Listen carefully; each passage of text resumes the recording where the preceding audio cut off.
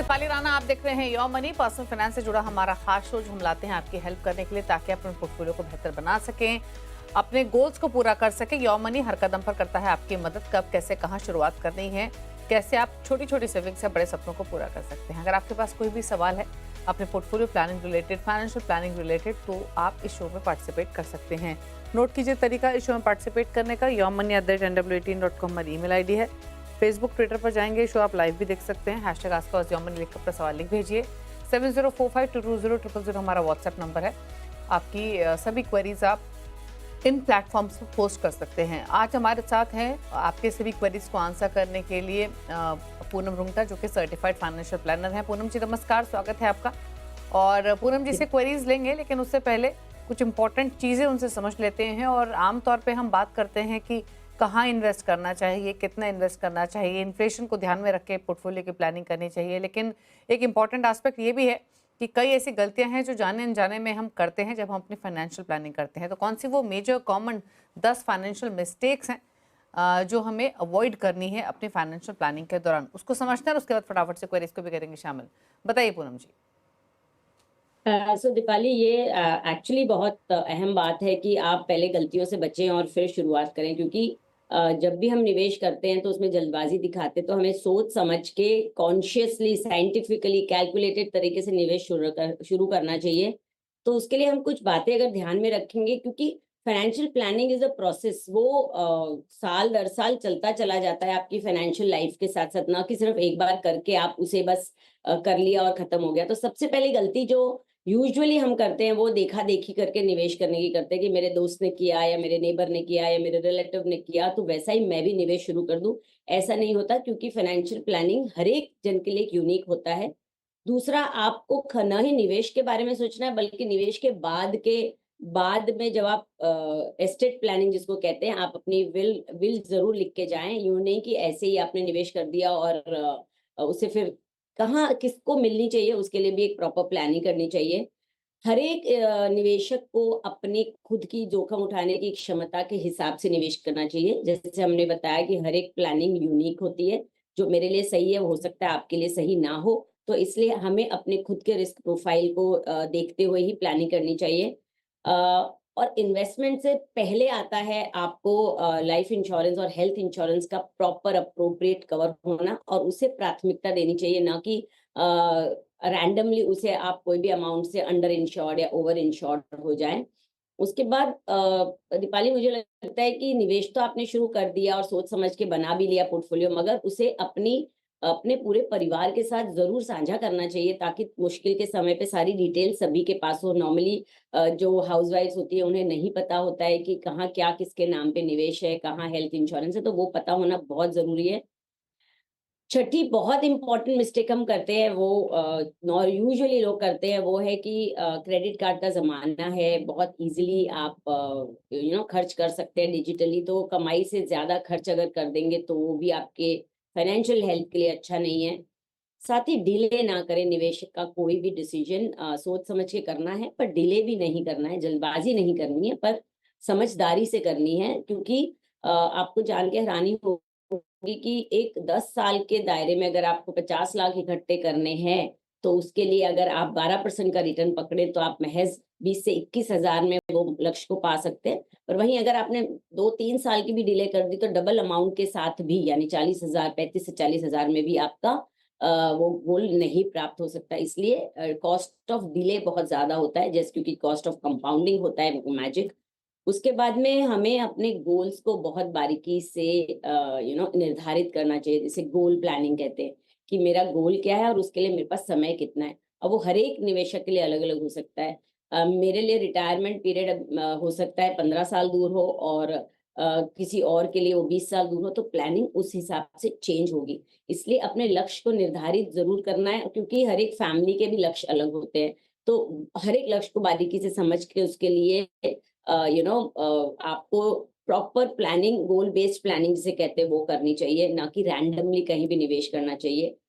और दीपाली, सबसे इम्पोर्टेंट एक और चीज है, मतलब हालांकि सभी इम्पोर्टेंट है, बट लोग पोर्टफोलियो रीबैलेंस बार बार करते रहते हैं बिना सोचे समझे कि अरे मार्केट डाउन है, तो निकल जाते हैं और बाद में डेट में चले जाते हैं। उसमें इन दैट प्रोसेस वो ना कि टैक्स के बारे में सोचते हैं, ना कि एवरेजिंग के बारे में सोचते हैं, ना कि कंपाउंडिंग के बारे में सोचते हैं, और उनका जो पोर्टफोलियो है उसको मार लगती रहती है और वो कभी भी अच्छी तरह ग्रो नहीं हो सकता। एसेट एलोकेशन प्रॉपर टाइम पे होना चाहिए और नीड बेस्ड होना चाहिए, ना कि मार्केट वोलेटिलिटी को देखते हुए होना चाहिए। और लास्ट एंड मोस्ट इम्पॉर्टेंट है इसकी बैड लोन से बचना चाहिए। आपको अपने पर्सनल ज़रूरतों के लिए, पर्सनल खर्चों के लिए कभी भी पर्सनल लोन नहीं लेना चाहिए। आप गुड लोन लीजिए, जैसे कि आप हाउसिंग लोन लेके आप अपना एसेट बिल्डअप करते हैं और टैक्स में बचत करते हैं। तो इस तरह की छोटी-छोटी और भी बहुत सारी गलतियाँ हैं जिनसे बचना चाहिए, पर मेन ये 10 गलतियों से बच के अपना पोर्टफोलियो साइंटिफिकली शुरू करेंगे तो आई थिंक आपके फाइनेंशियल गोल्स को आप बहुत आसानी से अचीव कर सकते हैं। ओके, चलिए, तो ये 10 के 10 बहुत ही इंपॉर्टेंट बातें हैं जो हर किसी को अपनी इन्वेस्टमेंट प्लानिंग करते वक्त इन बातों पर गौर जरूर करना चाहिए। छोटी छोटी बातें हैं लेकिन बहुत ही महत्वपूर्ण हैं। चलिए, अब सवाल जवाब के सिलसिले को शुरू करते हैं और जो पहले व्यूअर हैं हमारे साथ सवाल पूछने के लिए, उनसे करते हैं बातचीत। सौमेंद्र हैं ओडिशा से। सौमेंद्र जी नमस्कार, बताइए सवाल। मैडम, मेरा एक्चुअली मैंने कुछ लमसम इन्वेस्ट किया था 2022 में 2.5 लाख का म्यूचुअल फंड में। कैनरा रोबेको स्मॉल कैप में 85,000, टाटा डिजिटल में 84,000, एक्सिस ग्रोथ अपॉर्चुनिटीज में 80,000, जो कि वो भी अप्रिशिएट होके 4.43 लाख का हुआ है। नेक्स्ट मुझे 12 लाख का कुछ लमसम करना है और 22,000 का मंथली एसआईपी करना है अप्रैल से। तो मेरा गोल है कि 10 करोड़ नेक्स्ट 22 ईयर्स में, तो इसमें थोड़ा मेरे को हेल्प कीजिए। ठीक है, तो 4-4.5 लाख का लमसम इन्वेस्टमेंट है और एक 12 लाख का लमसम इन्वेस्टमेंट है और एसआईपी इनके अलग हैं, लगभग 22,000 रुपये महीना की, और 20-22 साल में इनका 10 करोड़ का लक्ष्य है, इनका जो लमसम पोर्टफोलियो है। अच्छा, मुझे एक चीज़ बताइए, अभी जो आपकी एडिशनल जो एग्जिस्टिंग एसआईपी वो 5,000 की है, 22,000 आपको एडिशनल करनी है, तो यानी टोटल 27,000 की एसआईपी आपकी हर महीने की हो जाएगी, करेक्ट? टोटल 22,000, अभी 5,000 है इसको। अच्छा, टोटल 22,000, गॉट इट। तो बेसिकली एक इनका लमसम पोर्टफोलियो, एक छोटा सा इनका एसआईपी पोर्टफोलियो है, दोनों ही इनको एक्सपैंड करने हैं। 5,000 पर मंथ की मोतीरोसर मिड कैप में डाल रहे हैं, 17,000 की एडिशनल एसआईपी करनी है। लमसम इन्वेस्टमेंट ऑलमोस्ट 4.5 लाख की है, 12 लाख का लमसम इन्वेस्टमेंट इनको टोटल करना है। क्या सजेशन प्लस इनके गोल पर आपके राय, जिसमें 22 ईयर्स में 10 करोड़ का टारगेट ये लेकर चल रहे हैं? कि सबसे पहले पोर्टफोलियो की बात करें कि 22,000 की एसआईपी से जो ऑलरेडी कॉर्पस है 4.43 प्लस 12 लाख नया ऐड करेंगे, और मार्केट के जो प्रोजेक्टेड रिटर्न्स है उसे हम 12 से 15% के बीच में भी माने तो वो शायद गोल के तक आराम से नहीं पहुंच पाएंगे। हाँ, मार्केट ने अगर 18% तक रिटर्न दिया अगले 12 साल में, तो इन्हें 20 साल में तो ये गोल में तक पहुंच सकते। 10 crore is a quite amount. तो आप ऐसा कर सकते हैं, या तो अपने गोल पीरियड को 2 से 3 साल बढ़ा दें, या फिर आप एटलीस्ट 5 to 7% से अपना एसआईपी स्टेप अप करें एवरी ईयर, तो आप अपने गोल को अचीव कर सकते हैं। और आइडियल पोर्टफोलियो मुझे लगता है इनके जो भी गोल्स है उसके हिसाब से थोड़ा अग्रेसिव जाएंगे तो अच्छा रहेगा। कैनरा बैंक का स्मॉल कैप में आप निवेश कर सकते हैं 5,000 की एसआईपी। मोतीलाल ओसवाल का मिड कैप लीजिए, उसमें 5,000 की एसआईपी कर सकते हैं। पराग पारिक फ्लेक्सी कैप में 5,000 की एसआईपी। एचडीएफसी फोकस 30 फंड में 5,000 और इन्वेस्टको इंडिया कॉन्ट्रा में ये 2,000 रुपए करेंगे, तो ये 22,000 रुपए की इनकी एसआईपी हो जाएगी। इन्हें सभी तरह से डाइवर्सिफिकेशन भी मिलेगा और लॉन्ग टर्म बने रहेंगे तो मार्केट का इन्हें बहुत फायदा भी मिलेगा। अब लमसम की जहां तक बात करते हैं, तो जो ऑलरेडी इनके लमसम है उसमें ये बने रहे, क्योंकि इन्होंने टाटा डिजिटल जैसा एक थीमेटिक सेक्टोरियल फंड भी लिया है। और अभी जो हालात है टैक्सेशन वगैरह के, आप रिडम्पशन अगर करते हैं तो आप पर टैक्स लागू होता है, तो इसलिए सोच समझ के वो करना है, पर हाल फिलहाल के उसमें बने रहे। मगर आगे जो 12 लाख इन्हें निवेश करने की इच्छा है, उसके लिए हम थोड़े अलग फंड्स लेंगे। मार्केट अभी बहुत ज्यादा वोलेटाइल है, तो लमसम ना करके आप एसटीपी यानी सिस्टमेटिक ट्रांसफर प्लान का रूट लें। जो आपके 12 लाख हैं उसे 4-4 लाख के सेक्शन में डिवाइड करके ICICI Pru multi asset fund, जिसमें डेट, इक्विटी एंड गोल्ड है, निप्पॉन इंडिया मल्टी कैप जिसमें तीनों कैटेगरी के फंड्स है, और एक्सिस ग्रोथ अपॉर्चुनिटी फंड में निवेश करें। और इन्हीं तीनों फंड हाउसेस के आर्बिट्राज फंड या लिक्विड फंड में आप 4-4 लाख पार्क कर दें, और वहां से आप एसटीपी के जरिए अगले 6 से 8 महीने के अंदर एवरेजिंग करते हुए इक्विटी के अंदर एक्सपोजर लें। तो मुझे लगता है ये टाइम जो है वो स्टैगर्ड इन्वेस्टमेंट का है। SIP is the best route. Lump sum को भी आप स्टैगर करके एसटीपी के जरिए निवेश करें। चलिए, तो डिटेल में यहाँ पर आपको बताई गई है सलाह। एक और सवाल लेते हैं। अनुराग ने सवाल भेजा है पंजाब से और इनका ईमेल के थ्रू सवाल आया। 44 ईयर्स इनकी एज है, 11,000 पर मंथ की मंथली एसआईपी है, पोर्टफोलियो की वैल्यू 10 लाख है, रिटायरमेंट के लिए बेसिकली इन्वेस्टमेंट कर रहे हैं। पोर्टफोलियो की डिटेल्स आप स्क्रीन पर देख सकते हैं। पारंपरिक flexi cap, Kotak small cap, Tata small cap, SBI contra, Nippon small cap है। लमसम इन्वेस्टमेंट भी की हुई है। Tata Nifty 200 alpha 30, ICICI Pru blue chip, SBI blue chip और आईसीसी प्रू इंडिया अपॉर्चुनिटीज। बताइए, क्या इनफैक्ट हमारे साथ कनेक्टेड भी हैं। अनुराग, अगर आप कनेक्टेड हैं तो प्लीज अपना सवाल पूछिए। Hello, good evening madam. Good evening madam, मैं आपको अपना पोर्टफोलियो सेंड किया है। आप तो आप उसको एक रिव्यू कीजिए और थोड़ा सा मुझे सजेशंस दीजिए क्या चेंजेस करना चाहिए प्रेजेंट सिनेरियो में। ओके, पूछ लेते हैं। मैंने पूरा पोर्टफोलियो आपका भी बताया है पूनम जी को। पूनम जी, इनकी एफडी, पीपीएफ, एसजीबी में भी इन्वेस्टमेंट्स हैं ऑलमोस्ट 40 लाख के आसपास की। लमसम पोर्टफोलियो भी है। बताइए क्या सजेशन इनकी ओवरऑल पोर्टफोलियो प्लानिंग पर। देखिए, अनुराग जी की एज 44 ईयर्स है और रिटायरमेंट 16 साल दूर है अभी भी। और जो हम एसेट एलोकेशन इनका देख रहे हैं तो वो मुझे डेट की तरफ ज्यादा लग रहा है। डेट में 38 लाख हैं, यानी एफडी में 30 लाख हैं, और डेट सोवरिन गोल्ड फंड में 10 लाख है, और पीपीएफ जो भी एक डेट में आता है उसमें 8 लाख हैं। तो 38 लाख तो प्योर डेट में हो गया। और एसआईपी कर रहे हैं 11,000 की, और जो इक्विटी में इनके जो जमा हुए हैं वो है पैसे 10 लाख। सो एट दिस एज मुझे लगता है दीपाली के 40-60 यानी 40% डेट में और 60 इक्विटी में रहे तो भी it is a good asset allocation. तो थोड़ा सा चर्न करेंगे पर वो देख समझ के करें। मगर जो करंट पोर्टफोलियो है उसमें अगर मैं डेट का पोस्ट टैक्स रिटर्न समझूं 5.5% एफडी का, पीपीएफ का 7.1 चल रहा है, और इक्विटी में 12%, और मैं ये मान के चलती हूँ कि पीपीएफ में अभी और ये अगले 16 साल तक एटलीस्ट 50,000 रुपए तो निवेश करेंगे उसको चालू रखने के लिए। तो आप टोटल अपने गोल तक पहुंचने में थोड़ी सी परेशानी हो सकती है। आप उसमें थोड़ा चेंजेस लाएं, उसको थोड़ा बढ़ा दें। और जो टोटल 2.6 और 2.9 करोड़ के आसपास आप बना सकते हैं पैसा, और गोल्ड की कीमत मैंने उसमें जोड़ी नहीं है, तो 2 से 2.5 लाख, 2 से 2.5 से 3 करोड़ आप बना सकते हैं आपके टाइम पीरियड के हिसाब से। और 11,000 के एसआईपी के लिए मुझे आइडियल पोर्टफोलियो लग रहा है कि आप टाटा स्मॉल कैप में 2,000 रुपए निवेश करें, एसबीआई कॉन्ट्रा फंड में 2,000 लें, कोटक इमर्जिंग इक्विटी फंड में आप 2,000 लें, निपॉन स्मॉल कैप में 2,000, और पारंपरिक फ्लेक्सी कैप में आप 3,000 के एसआईपी लें। 5 अलग अलग फंड का चुनाव करें ताकि डाइवर्सिफिकेशन अच्छा हो और आप अपने गोल तक पहुंच जाए। ओके, चलिए, तो ये सलाह दी गई है आपके पोर्टफोलियो को लेकर और आपकी प्लानिंग को लेकर। नए पोर्टफोलियो आपका कैसा होना चाहिए वो आपकी स्क्रीन पर है। एंथनी राज हैदराबाद से हमारे साथ कनेक्टेड है। एंथनी, नमस्कार, बताइए सवाल। Hello ma'am, am I audible? बिल्कुल, आपकी ऑडियो मिल रही है, पूछिए क्या सवाल है। मैं मेरा पोर्टफोलियो ऑलरेडी आपसे शेयर करा हूँ मैंने, तो just want to know an update, is the portfolio good और do I need to make any adjustments? Okay, पूछ लेते हैं। तो पहले मैं आपका पोर्टफोलियो ही शेयर कर देती हूँ। 29,000 की इनकी मंथली एसआईपी चल रही है, जिसमें इनकी पोर्टफोलियो की वैल्यू ऑलमोस्ट 4 लाख है। 10 साल में 1.5 करोड़ का लक्ष्य है, प्लस 1 लाख का लमसम इन्वेस्टमेंट करना है और 4,000 के एडिशनल एसआईपी करनी है, यानी एसआईपी अमाउंट उस स्थिति में 33,000 रुपये महीने का हो जाएगा।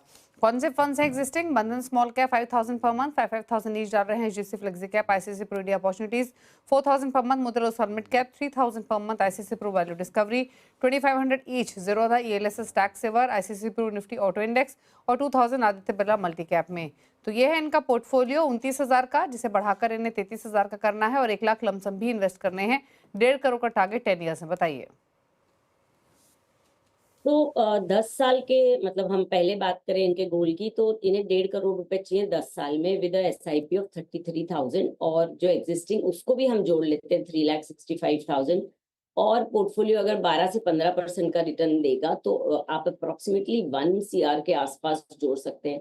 तो या तो हमें स्टेप अप करना चाहिए 10 to 15% एवरी ईयर, या फिर हम इसको टाइम होराइजन को 10 की बजाय आप इसको 13 साल कर देंगे तो बहुत आराम से अपने गोल तक पहुंच जाएंगे। सो इसीलिए पोर्टफोलियो को रिव्यू और मॉनिटर करना जरूरी है कि आपका पोर्टफोलियो एक्सपेक्टेड रिटर्न्स दे रहा है कि नहीं। अगर वो नहीं दे रहा है तो या तो उसमें पैसे बढ़ाएं, निवेश की रकम बढ़ाएं, या फिर आप उसमें टाइम होराइजन को आप मैनेज करके चलें।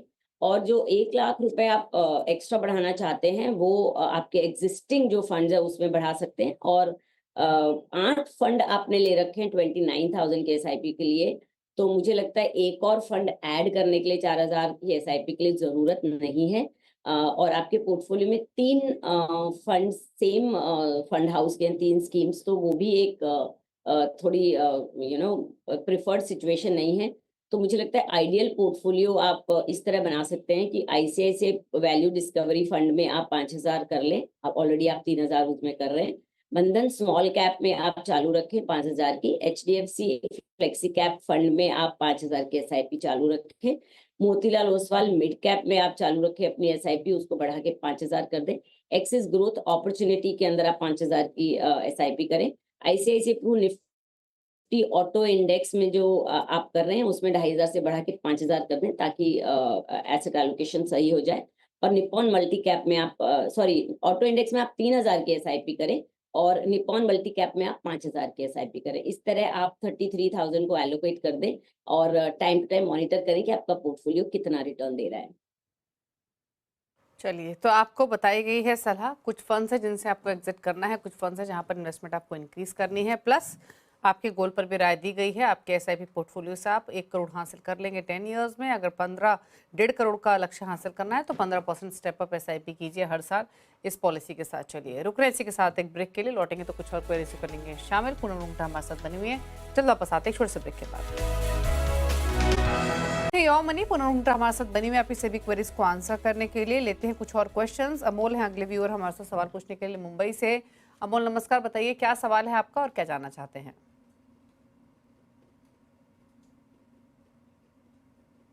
अमोल, अगर आपको ऑडियो मिल रही है तो प्लीज अपना क्वेश्चन पूछिए। मैम थोड़ा सा मेरे को तकलीफ आ रहा है, इधर में मैं बाहर में वो खड़ा है इसलिए। ओके, अच्छा ठीक है, तो आपका सवाल मैं पूछ लेती हूँ, आप प्लीज सुनते रहिएगा और कुछ चेंजेस हो, कोई डाइवर्जेंस हो तो आप प्लीज बताइएगा। तो जो अमोल ने हमें पोर्टफोलियो भेजा है वो 25,000 पर मंथ की इनकी मंथली एसआईपी चल रही है। पोर्टफोलियो की वैल्यू ऑलमोस्ट 8 लाख है।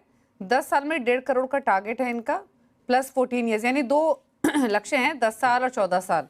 मतलब अगर 10 साल रखा तो क्या 1.5 करोड़ का लक्ष्य हासिल होगा और 14 साल में कितना कॉर्पस हो जाएगा।